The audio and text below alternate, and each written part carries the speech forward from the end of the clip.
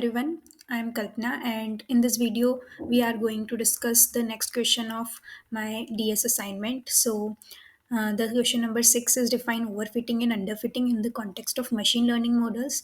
Describe how this issue can be identified and list strategies to prevent or mitigate them. So, overfitting, what is overfitting? Overfitting occurs when a machine learning model learns the noise and random fluctuation in the training data instead of the true underlying patterns. Characteristics of overfitting are the model is overly complex.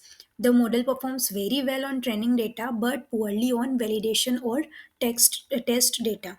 The decision boundary become too specific and irregular.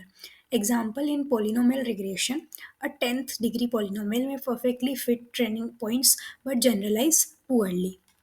After it, underfitting. Underfitting occurs when a model is too simple to capture the underlying pattern in the data. Characteristics: the model performed poorly on both training and test data. The model failed to learn the important relationships in the dataset, insufficient model complexity, or too much regularization. Example: a linear model used for non-linear data patterns will underfit. Identifying overfitting and underfitting. Using learning curves, plot training accuracy error, and validation accuracy error versus training size or efforts.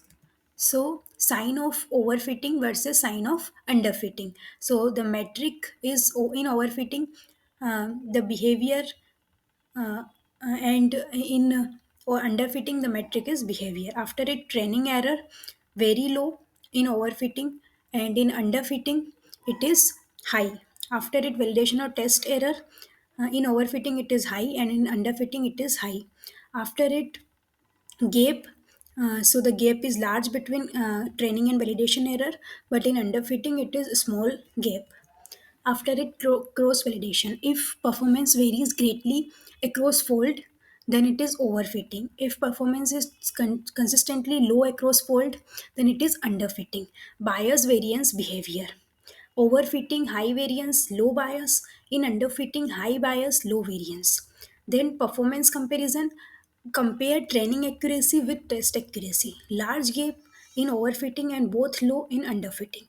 After it, strategies to prevent or mitigate overfitting. Below are common techniques grouped by approach. Reduce model complexity. Use a simpler model and reduce decision tree depth. After its regularization, add a penalty for large model weight types: L1 regularization, L2 regularization, and elastic net and dropout.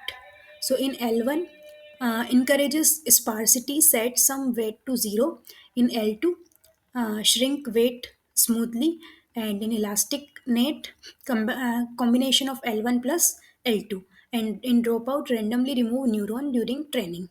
Data related strategies: increase training data, help model generalize better. Techniques like data augmentation are used in images, rotation, scaling, and flipping. Add noise to training data, make the model more robust. Early stopping. For iterative learners like neural networks or gradient boosting, stop training when validation performance stop improving. And in cross validation, ensure model generalizes across different subsets of data.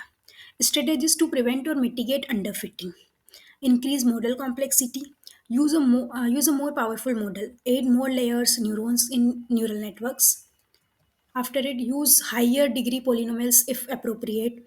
Reduce regularization strength, decrease L1 or L2 regularization, reduce dropout rate, add more features, feature engineering like interaction terms, polynomial features, and bring in more relevant variables.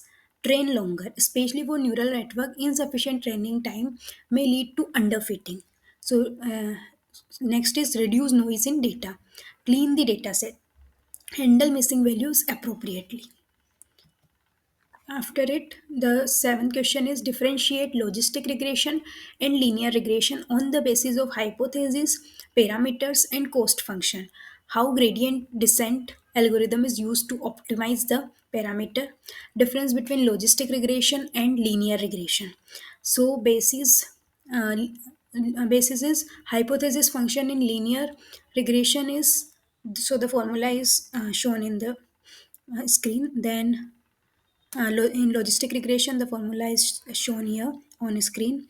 After it, nature of hypothesis produces continuous values, and logistic map produces probability between 0 and 1.